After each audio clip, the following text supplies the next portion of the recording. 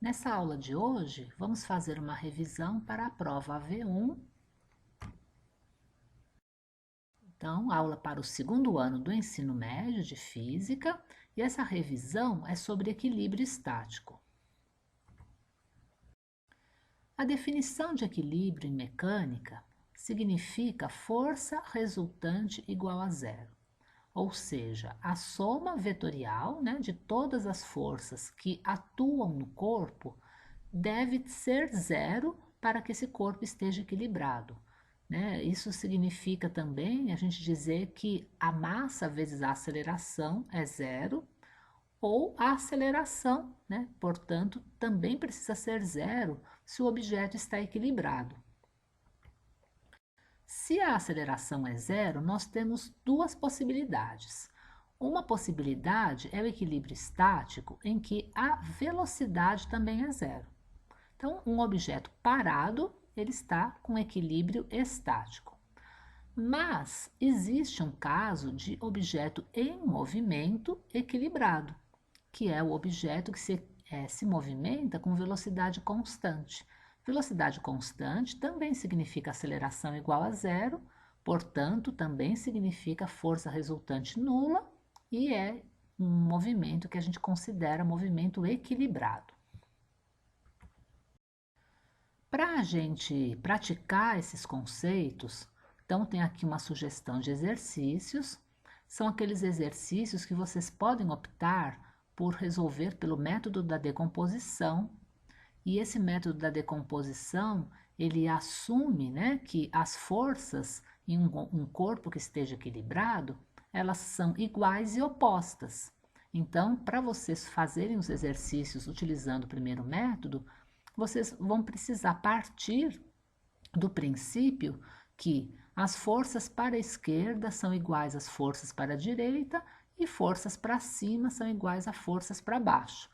Chama-se decomposição porque muitas vezes, para poder chegar nessa igualdade, vocês vão precisar decompor a força, em componentes horizontais e verticais, e aí então dizer, que elas são iguais e opostas. Também é possível muitas vezes utilizar o método poligonal, e esse método ele mostra que para haver equilíbrio, a força, a soma, dos vetores todos das forças vai formar um polígono. E, em alguns casos, esse polígono é conhecido como, muitas vezes a gente tem os triângulos retângulos, ou um triângulo equilátero. E no caso de ser um polígono conhecido, é interessante, a gente utilizar esse método. Se não for um polígono conhecido, aí já não dá certo, não é vantajoso. Temos ainda o teorema de Lame, que pode ser utilizado apenas no caso de três forças. Também é um teorema simples de aplicar. E vocês podem escolher, o método que vocês preferirem para resolver os exercícios. Todos esses que eu coloquei aqui nós já fizemos, então vocês já têm a resolução, ou no caderno, no livro, ou até nos vídeos que vocês mesmos gravaram. O próximo conceito que nós estudamos foi o conceito de centro de massa. E o que significa isso? É a posição média da massa de um objeto. Como que nós podemos encontrar ou descobrir onde fica o centro de massa? Podemos pegar um objeto por um dos lados dele, segurar o objeto, esperar com que ele se acomode, e traçar uma linha que vai de cima até embaixo, chamada linha de prumo, e marcamos essa linha no objeto. Depois, seguramos o objeto por um outro ponto, deixamos o objeto equilibrar e traçamos uma segunda linha de cima até embaixo. No ponto em que as duas linhas se cruzarem, ali é o centro de massa. No caso de objetos que sejam homogêneos e simétricos, é mais simples de descobrir onde é o centro de massa, porque ele vai coincidir com o centro geométrico do objeto, que é o exemplo que eu coloquei aqui à esquerda. Em muitos casos, o centro de massa não fica no objeto.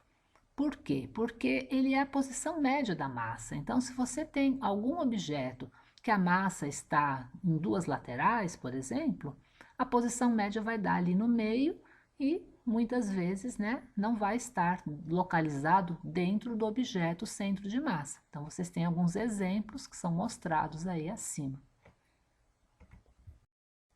A gente fez alguns exercícios desse tipo, que a gente tinha um sistema de partículas, cada uma com uma posição x e y ali marcada num gráfico, e a gente também, utilizando essas expressões que tínhamos aqui à direita, podíamos calcular a posição do centro de massa em função das massas de cada partícula e das posições que elas ocupam aí no nosso gráfico, né? Para praticar o conceito de centro de massa, tenho aqui uma sugestão para vocês dos exercícios que estão na página 15, que nós também já fizemos. O próximo assunto que estudamos foi torque ou momento de força.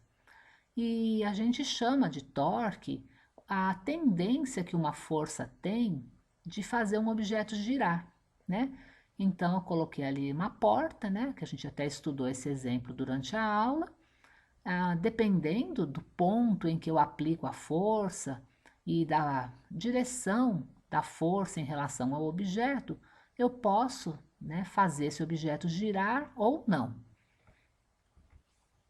Para eu conseguir que a minha força gere um torque, faça o objeto, né, entrar em movimento de rotação, eu devo aplicar essa força a uma certa distância do ponto que é o eixo de rotação. E, além, né, disso, essa minha força precisa pelo menos ter uma componente que seja perpendicular a essa reta, né, que é a reta que liga a força até o eixo. Então, essa reta que é a distância da força ao eixo precisa sempre estar perpendicular à força. Se a força não for totalmente perpendicular, mas pelo menos tiver uma componente perpendicular, eu consigo fazer o objeto girar. Para calcular o torque, eu preciso levar em conta essas duas coisas, né? Eu preciso saber qual é a componente perpendicular da força que eu estou aplicando no objeto e a distância dessa força até o eixo de rotação. Com essas duas informações, basta multiplicar essas duas coisas que eu vou encontrar o torque. Eu representei de vermelho, então, a componente perpendicular da força, né, e a distância ali está também mostrada no desenho. Como eu estou fazendo a multiplicação de uma força por uma distância, a unidade de medida do torque vai ser newtons vezes metro, no caso de a gente usar as unidades do Sistema Internacional. Eu também tenho uma convenção de sinais para representar se esse giro é um giro no sentido horário ou anti-horário. A convenção que a gente normalmente adota é sinal positivo para anti-horário e sinal negativo para rotação no sentido horário. Aqui, então, algumas sugestões de exercícios sobre torque, também todos os exercícios que nós já fizemos. Agora, a gente veio falando, né, de ponto material, e agora vamos também definir o que é um corpo extenso. E essa definição é importante para a gente também poder estudar o equilíbrio dos corpos, né? Um mesmo corpo pode ser considerado ponto material ou corpo extenso, dependendo do tipo de movimento que ele está fazendo. Então, eu estou utilizando como exemplo aqui o nosso planeta Terra, e no primeiro caso, aqui à esquerda, quando a gente está considerando o movimento de translação da Terra, a gente pode, para estudar esse movimento, considerar a Terra como se fosse um pontinho ali girando em torno do Sol. E a gente pode fazer isso porque todos os pontos da Terra estão realizando a translação da mesma maneira. Então, a gente pode representar todos esses pontos como um único ponto e estudar o movimento desse ponto, né? O tempo que gasta para fazer o giro, a velocidade, todos os pontos vão fazer isso da mesma maneira, então não precisamos considerar todos de uma vez, podemos representar o movimento de translação por um único ponto. Então, esse tipo de movimento, a Terra pode ser considerado um ponto material. Já que no movimento de rotação, né, coloquei aqui à direita, vocês podem perceber o seguinte, que pontos que estão na região equatorial vão fazer um determinado tipo de trajetória, pontos que estão ali nas regiões polares já vão fazer uma trajetória um pouquinho menor, né? E de forma que nem todos os pontos fazem as mesmas coisas. E, portanto, em casos assim, a gente não pode considerar um único ponto para representar todo o movimento, né? Como é o caso da translação. Na rotação, cada ponto vai fazer uma trajetória um pouquinho diferente, vai ter uma velocidade também um pouco diferente. E, portanto, esse tipo de situação a gente vai considerar a Terra como um corpo extenso e vamos precisar considerar as dimensões dela, né? Ela não vai poder ser representada como um ponto, como era o outro caso. Para o primeiro caso, né, nós já estudamos que o equilíbrio a gente vai representar sempre como uma força resultante nula, ou seja, a gente define o equilíbrio de um ponto material como a somatória das forças igual a zero. Para um corpo extenso, também vale essa condição, né, de somatória das forças igual a zero, mas, além disso, para o corpo extenso estar equilibrado, a somatória dos torques também precisa ser igual a zero. Tá? Então, para a gente ter o equilíbrio do corpo extenso, vamos ter que considerar essas duas condições.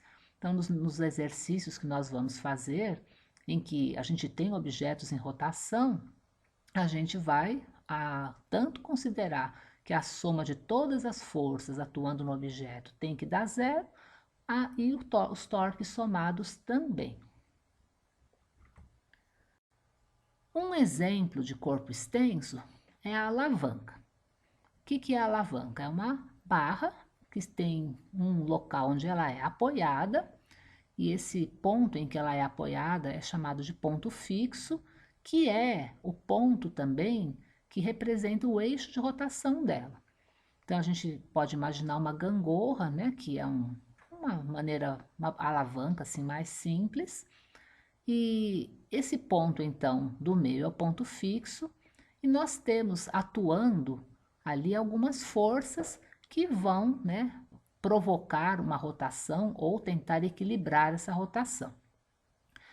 No caso da força que provoca a rotação, a gente chama de força potente. A força que tenta resistir àquela rotação é chamada de força resistente. Nesse desenho, né, então a gente representou a força potente do lado esquerdo, a resistente do lado direito. Também não está mostrado na figura, mas no apoio a gente tem uma força normal.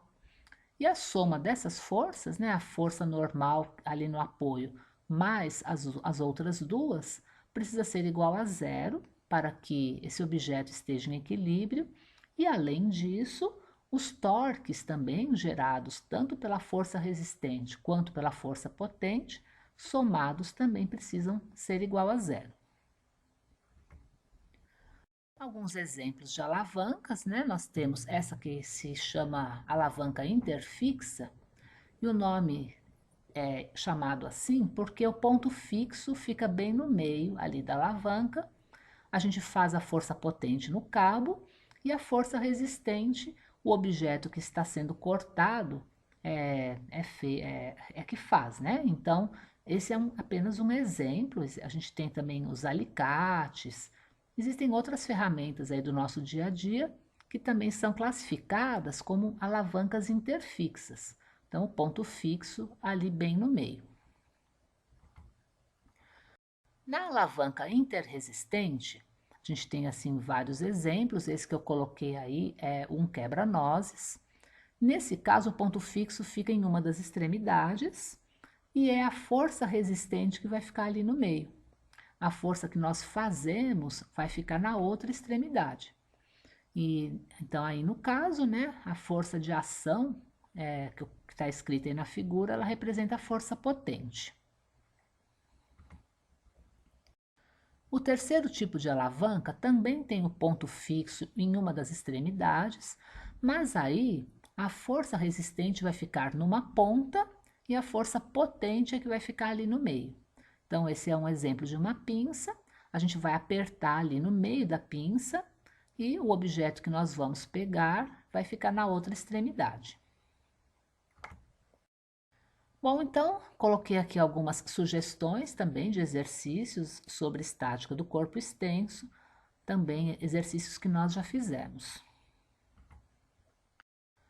A gente também estudou o conceito de massa específica e a definição de massa específica de uma substância é a divisão da massa da substância por seu volume. A gente, no sistema internacional, vai utilizar como unidades os quilogramas para massa e metros cúbicos para volume.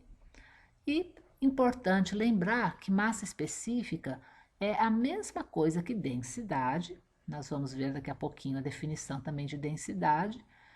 Mas a gente se refere ao nome massa específica quando se trata de uma substância pura. Então, nós temos aqui nessa tabela alguns exemplos de massa específica para água, gelo, ferro, né? Sempre, né, a gente obtém o valor da massa específica dividindo a massa pelo volume da substância. Densidade, então, como eu acabei de dizer, a gente calcula da mesma maneira, mas a gente vai utilizar esse termo densidade mais para quando a gente está considerando uma mistura de substâncias. Então, coloquei o exemplo aqui desse colchão.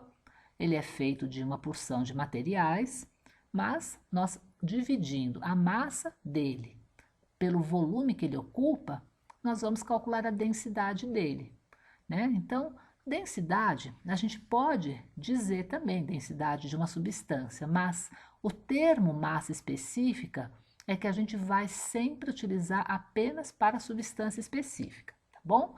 Densidade, a gente pode utilizar esse termo tanto para uma substância como para uma mistura de substâncias, como é o caso aqui do colchão. Para praticar esse conceito, tenho aí uma sugestão de exercícios para vocês na página 26. A gente também estudou o que é a pressão, e a definição de pressão é a força aplicada a uma determinada área. A unidade de medida para força no sistema internacional é o Newton, newtons, de área metros quadrados, e a gente então, né, nesse sistema, a gente vai utilizar newtons por metro quadrado como unidade. Tem o nome de Pascal, essa unidade. Então, quando vocês virem Pascal, é a mesma coisa que newtons por metro quadrado. A pressão, ela é diretamente proporcional à força que nós aplicamos e inversamente proporcional à área que essa força é aplicada. Então, portanto, quanto maior a área de aplicação da força, menor será a pressão, né? Porque elas são inversamente proporcionais.